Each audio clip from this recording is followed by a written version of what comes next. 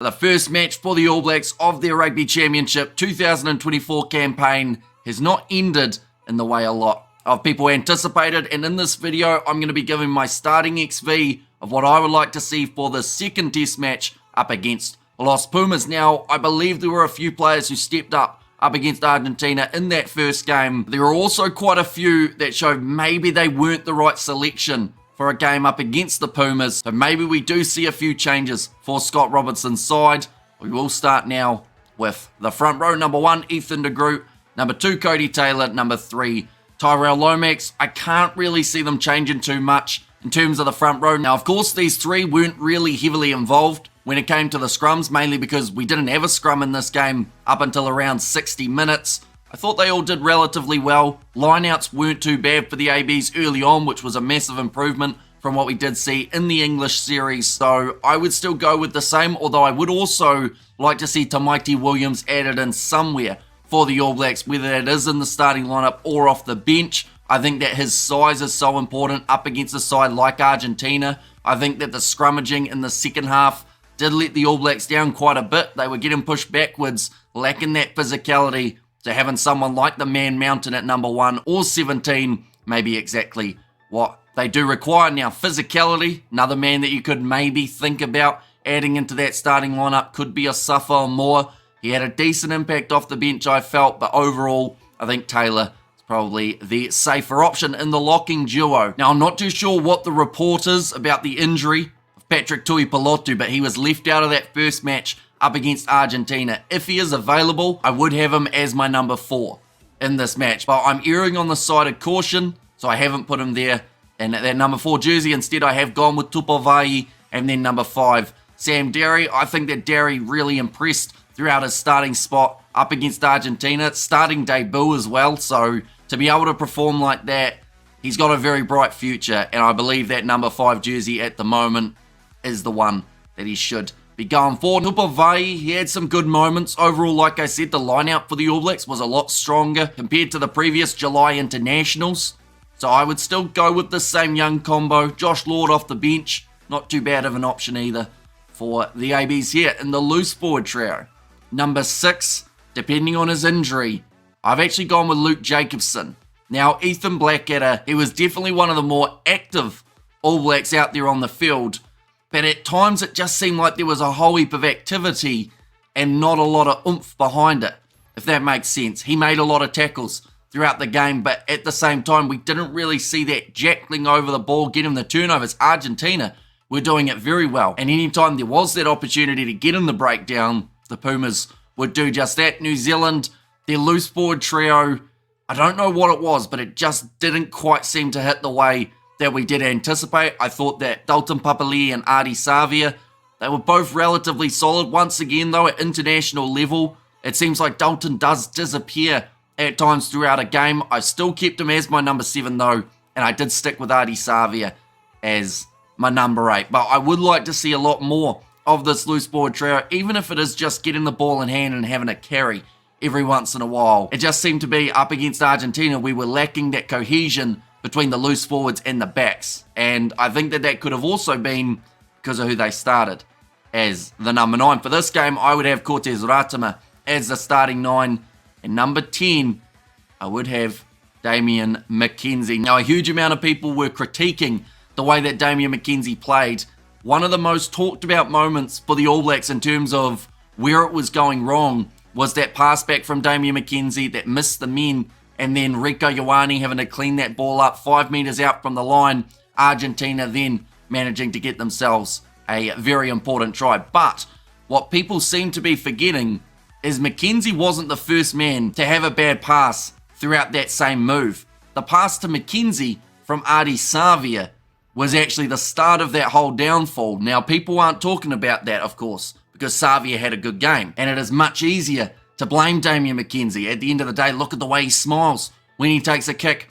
Why wouldn't you want to put the blame on a bloke like that? But I don't think it was completely Damian McKenzie's fault in terms of the way that this All Blacks backline functioned. Quite a bit of the blame, though, could maybe go in the direction of the 9, which is why I've gone Cortez Ratama here rather than TJ Perenara. I feel like that is definitely the better combination. McKenzie when he's there with Cortez, he seems to play with a lot more confidence. They're on the same page. It's exactly what the All Blacks need for the second test match. And the difference that we saw in that game up against Fiji with the 9-10 combination functioning, and also in that second test up against the English in the first test when Cortez Ratama made his way off the bench, it's night and day. So they definitely should try and keep that combination together as long as physically possible. In the centres, number 12, I've gone with Anton Lienert-Brown.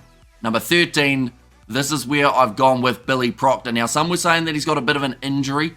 So if that is the case, of course, you would not have him in the starting lineup. But if he is not injured, I think this is the perfect game once again to go with that Anton Lienert-Brown and Billy Proctor combination, both in form from Super Rugby Pacific. Jordie Barrett in that first match up against Argentina, he didn't really find his feet. A lot of the time when New Zealand were on attack and they were creating those opportunities, it was more so due to the running of Anton Lienert-Brown rather than Jordie Barrett. I also do think they made a little bit of an error taking Anton Lienert-Brown off the field rather than taking Jordie Barrett off and having Rieko Ioane at 13 and Lienert-Brown shifting to the 12. Now, Anton Lienert-Brown, his defence was criticised throughout the first match up against Argentina, missing a couple crucial tackles.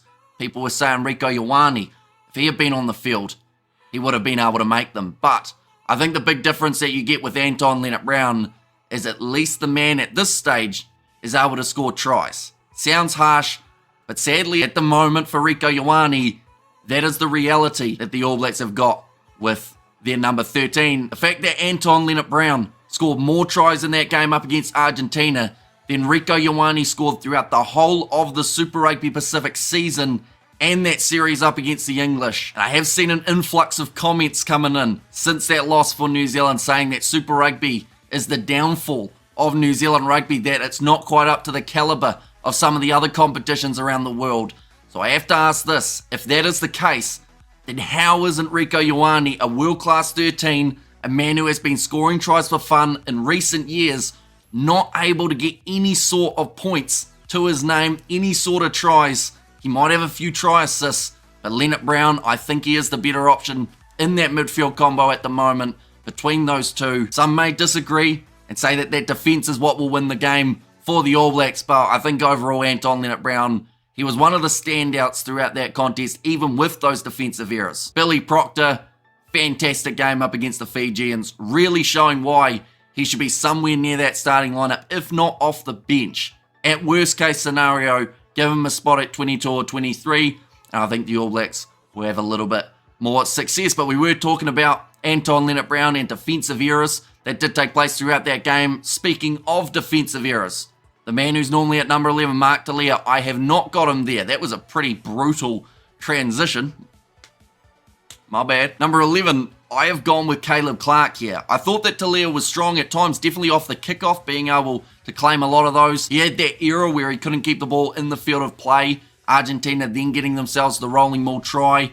But overall, I just feel like Caleb Clarke may be the smarter option for the second test match up against Argentina. He's got that physicality, more than likely head-to-head with Matthias Maroni, who I thought played phenomenally up against the ABs. In fact, a majority of that Argentine backline deserve a huge amount of credit for what they were able to do throughout that first Rugby Championship match. But I would go with Caleb Clarke on that wing. And then number 14, this is where I have gone with Will Jordan. He did come off the bench.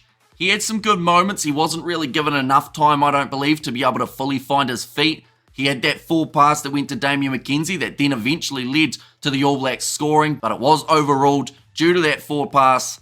But I think Will Jordan has to be in the starting side somewhere. The rugby brain that that man has is just too valuable not to have him out there in the starting lineup. Some were saying maybe he could go to 15, but I think Beauden Barrett has done enough to confirm his spot, so that is exactly who I've got as my number 15. Sevu Reece, compared to the games up against England, he just seemed a little bit lost out there up against Argentina. He was getting outclassed by Mateo Carreras, who honestly would have outclassed pretty much anyone who they put in front of him the way that he was playing. That step up against Damian McKenzie was absolutely phenomenal. The fact that he lost like no speed, change in direction, it's a scary threat for this Rugby Championship. But number 15, like I said, I would go with Beauden Barrett. I think that he's solid enough at the back to be able to help the ABs. I would like to see him do what they did up against the English in the second test match, which was bringing him in as a first or second receiver so that he can then go for those little chips in behind, get around the rush defense, and then create that bit of open space. But that is my starting XV that I would like to see in the second match up against Argentina. I will mention this is a big hurdle that the All Blacks have to overcome. They won their 2 matches up against England, both close, but both victories for the ABs. They beat the Fijians comfortably. This is now uncharted territory for the Scott Robertson era. We haven't seen him lose a game up until now up against Argentina. Tell you what, they won't be booking another match in Wellington for a little while, I can tell you that right now. But this one at Eden Park, what is known as New Zealand's fortress. So can they right their wrongs from last week, come back with a vengeance, and get themselves a big win over Los Pumas?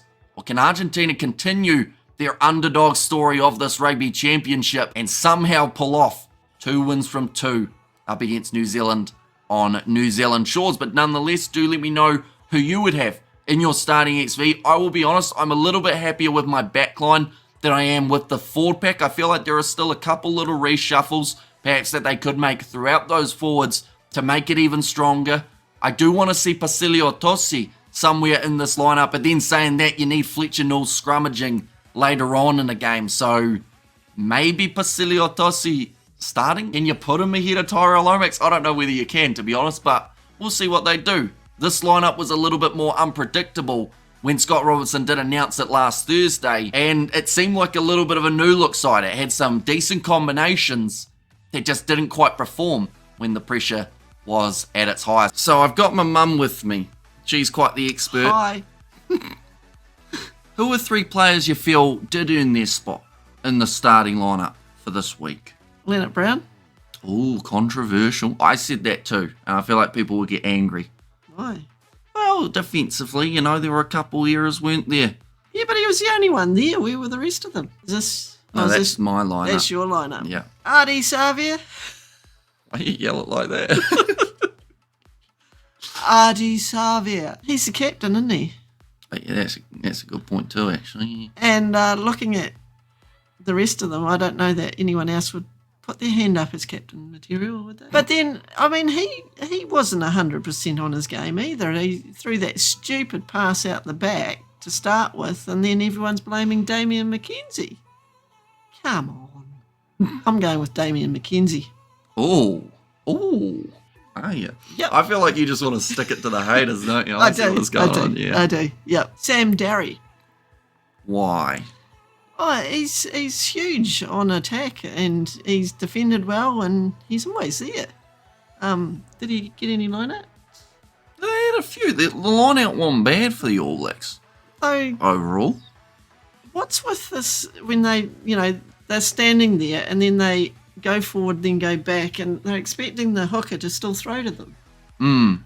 I don't get that. Just throw straight in. Don't get it. You're my mum. His mum's the dietitian for the All Blacks. Do you know that? Who? Sam Darry's? Cat Darry. Ah. But nonetheless, do let me know who you would change in your starting side and reserves. We will be letting you know the lineup as soon as the All Blacks do announce it later on in the week. But I do thank you all very much for tuning in. If you did enjoy, be sure to leave a like and subscribe, and I will see you all for the next one.